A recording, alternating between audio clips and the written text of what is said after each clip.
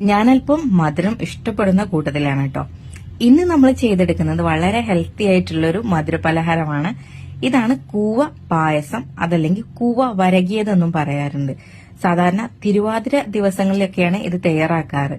അതിനെ അവർ കൂവ പായസം എന്ന രീതിയിലാണ് കേട്ടോ ചെയ്തെടുക്കുന്നത്. അപ്പൊ നമുക്ക് എങ്ങനെ ചെയ്തെടുക്കുന്നത് നോക്കാം.